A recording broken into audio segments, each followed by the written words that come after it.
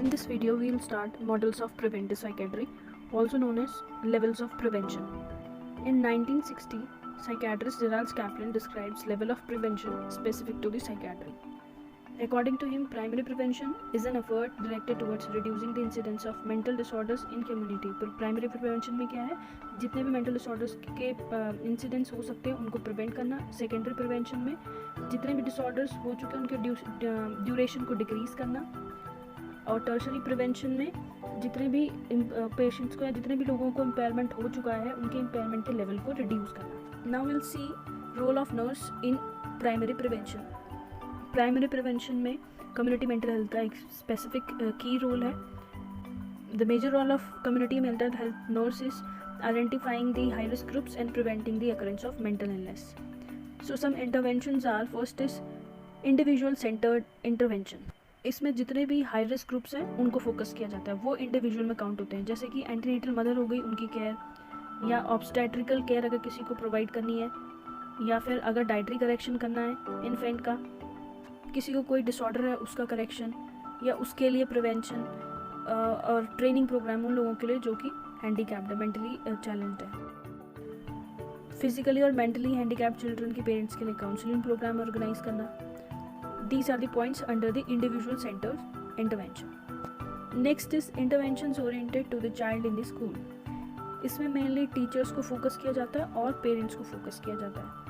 Growth and development से related जितनी भी इंफॉर्मेशन है जिससे कोई भी डिसेबिलिटी या डिसऑर्डर को आइडेंटिफाई किया जा सकता है, जो डिसऑर्डर्स ग्रोथ एंड डेवलपमेंट में होते हैं उनके रिगार्डिंग पेरेंट्स और टीचर्स को टीचिंग प्रोवाइड की जाती है. स्कॉलिस्टिक परफॉर्मेंस को किस तरीके से आइडेंटिफाई करना, उसमें जो प्रॉब्लम्स होती है उनको कैसे आइडेंटिफाई करना, इमोशनल डिस्टर्बेंसेस स्कूल चिल्ड्रन में क्या क्या हो सकती है उनको आइडेंटिफाई करने के रिगार्डिंग टीच किया जाता है पेरेंट्स एंड टीचर्स को. Next is family centred intervention to ensure harmonious relationship. इसका मेन फोकस है फैमिली में हार्मोनियस रिलेशनशिप बनाना, जिससे कि जो चाइल्ड है उसको अच्छा एनवायरनमेंट मिल सके. इसमें पेरेंट्स का कंसल्टेशन आता है, ओपन हेल्थ कम्युनिकेशन फैमिली में प्रमोट करने को फोकस किया जाता है, और साथ ही साथ जो फिजिकली और मेंटली हैंडीकैप्ड चिल्ड्रन हैं उनके पेरेंट्स को उस क्राइसिस से किस तरीके से काउंसिल करना है वो भी आपका फैमिली सेंटर्ड इंटरवेंशन में आता है.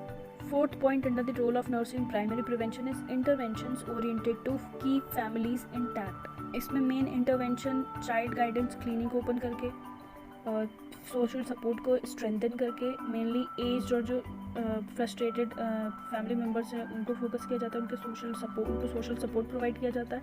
एजुकेशनल सर्विसेज को प्रमोट किया जाता है जो कि स्पेसिफिकली मेंटल हेल्थ और मेंटल हाइजीन से रिलेटेड हो. पेरेंट टीचर के एसोसिएशन को डेवलप किया जाता है और साथ ही साथ होम मेकर सर्विसेज को ऑर्गेनाइज किया जाता है. मैरिटल काउंसलिंग भी इसमें इंक्लूडेड है. नेक्स्ट है intervention for families in crisis. Development phase में चाइल्ड में face many different types of physiological changes and that is a kind of developmental crisis situation for the child. So उस crisis situation में किस तरीके से child को parents को बताएं कि किस तरीके से वो अपने चाइल्ड को फोकस कर सकता है, चाइल्ड को हेल्प कर सकता है. सो इस तरह के डेवलपमेंटल क्राइसिस इंटरवेंशन में आपका मेंटल हाइजीन क्लिनिक्स आता है, साइकेट्रिक फर्स्ट एड सेंटर्स आता है और वॉक इन क्लिनिक्स आता है. Next, mental health education. Mental health education with the help of mass health education को, फॉर एग्जांपल कोई रोल प्ले के थ्रू या कोई फिल्म शो करवा के या फिर फ्लैश कार्ड्स के थ्रू या ऑडियो विजुअल एड्स यूज़ करके जब आप एजुकेट करते हो, बहुत ज़्यादा ग्रुप हो, वो इस पार्ट में इंक्लूड होता है. एजुकेट कराना हेल्थ वर्कर्स को regarding prevention of mental illness is also included in the mental health education. Last point under the role of nurse in primary prevention is society centred preventive measure. So इसमें आप mainly community development, culturally deprived families के लिए programme करवाते हो और उनकी biological और psychological जो नीड्स है उसको फोकस करते हैं. हाइजीनिक जो लिविंग कंडीशन है, फूडिंग हो गया, education, health facilities, recreational facilities, इनको बेटर करने पे फोकस किया जाता है. और सोसाइटी सेंटर प्रिवेंटिव मेजर्स में डेटा कलेक्शन, एपिडेमियोलॉजिकल जो डेटा है वो भी उसका कलेक्शन और इवैल्यूएशन भी किया जाता है. After the primary prevention we will see the role of nurse in secondary prevention. So secondary prevention में हमने पहले भी देखा था, जिनको मेंटल इलनेस हो चुकी है उनके ड्यूरेशन को कम करने में मेनली फोकस करते हैं. फर्स्ट पॉइंट आता है आपका early diagnosis and case finding. Early diagnosis can be achieved by educating the public, community leaders, industrialist and etcetera. इन सबको ये सिखाया जाता है कि किस तरीके से आप जो उसके अर्ली सिम्टम्स मेंटल इलनेस के उसको आइडेंटिफाई कर सकते हैं, उसको रिकॉग्नाइज कर सकते हैं। केस फाइंडिंग स्क्रीनिंग के थ्रू किया जा सकता है या फिर पीरियडिक एग्जामिनेशन, पॉपुलेशन में जाके या कम्युनिटी में जाके स्क्रीनिंग करना, पीरियडिक एग्जामिनेशन के थ्रू केस फाइंडिंग कर सकते हैं। Next is early reference. अगर आप प्रॉपर एजुकेशन उन्हें प्रोवाइड कर रहे हैं तो कहीं ना कहीं से अर्ली रेफरेंस में हेल्प होगा, उन्हें वो जल्दी आइडेंटिफाई कर सकते हैं और जल्दी वो हॉस्पिटल, जो भी पब्लिक होगी जो कि एजुकेटेड पब्लिक है, जिन्हें नॉलेज है मेंटल हेल्थ के रिगार्डिंग, वो अर्ली स्टेज में सिम्टम्स को आइडेंटिफाई करके उसे हॉस्पिटल में रेफ़र कर सकते हैं। अर्ली केस आइडेंटिफाई करने के लिए स्क्रीनिंग प्रोग्राम्स भी हेल्पफुल होते हैं। तो स्क्रीनिंग प्रोग्राम्स के लिए आप सिंपल क्वेश्चन प्रिपेयर कर सकते हैं जिसके थ्रू जो मेंटल इलनेस है उसके सिम्टम्स को आइडेंटिफाई किया जा सकता है। Next is early and effective treatment for patient and if necessary to family members as relevant. जो भी फैमिली मेम्बर है उस पेशेंट का जिसको मेंटल इलनेस हो चुकी है उसके लिए अर्ली ट्रीटमेंट प्रोवाइड करना, इफेक्टिव ट्रीटमेंट प्रोवाइड करना, काउंसलिंग सर्विसेज उस पेशेंट के केयर गिवर्स के लिए। Next is training of health personnel. जितने हेल्थ पर्सनल्स हैं, आशा वर्कर्स हैं और कम्युनिटी लेवल पे काम करने वाले हेल्थ पर्सनल्स हैं, उनकी भी ट्रेनिंग कराना कि किस तरीके से आप केसेस को आइडेंटिफाई कर सकते हैं। कम्युनिटी में मिलने वाले केसेस लाइक प्यूपेरल साइकोसिस, anxiety states, peptic ulcer, ulcerative colitis और इस तरह की और भी जो कंडीशन जो कि मेंटल हेल्थ को अफेक्ट कर सकती है, उनके लिए guidance and consultation services provide करना। Next and last point under the secondary prevention, role of nurse in secondary prevention is crisis intervention.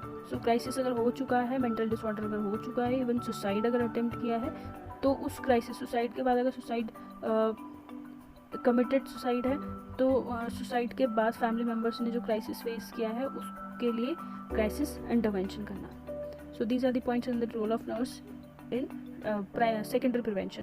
Last is tertiary prevention. So tertiary prevention में हमारा main focus होता है कि जो mental illness हो चुकी है और आप सिवियरिटी लेवल को अब रिड्यूस नहीं कर सकते, पेशेंट का क्रोनिक कंडीशन है, तो लेकिन आप क्या फोकस करेंगे, उसकी डिसेबिलिटी और डिस्कम्फर्ट को कम करने की करना आपका टारगेट होता है। सो इसमें रोल ऑफ नर्स में आ जाता है कि आप फैमिली मेम्बर्स को इन्वॉल्व करेंगे पेशेंट के ट्रीटमेंट प्रोग्राम में और साथ ही साथ फॉलोअप के लिए उनको बोलेंगे। ऑक्यूपेशनल रिक्रिएशनल एक्टिविटीज़ आप ऑर्गेनाइज कर सकते हैं। फैमिली मेम्बर्स को इंक्लूड करके आप कम्युनिटी बेस्ड प्रोग्राम्स को लॉन्च कर सकते हैं after the discharge of the patient. There should be always constant communication between the patient, family members and the nurse. एक कम्युनिटी लिविंग प्रोग्राम जो कि STM टेस्ट ने डिज़ाइन किया, उसको भी आप यूज़ कर सकते हैं। इसमें मेनली क्या होता है, पेशेंट के डिस्चार्ज के बाद स्टाफ साथ में पेशेंट के कम्युनिटी में जाती है ताकि वो उसको कुछ टाइम के लिए सोशलाइज होने में हेल्प कर सके, और अगर कोई भी सिम्टम्स या कोई भी प्रॉब्लम पेशेंट को हो तो उस टाइम पे वो हेल्प करने के लिए पेशेंट के साथ हो। So these are the points under the tertiary prevention and this is the model which also called as model of preventive psychiatry और levels of prevention. Thank you.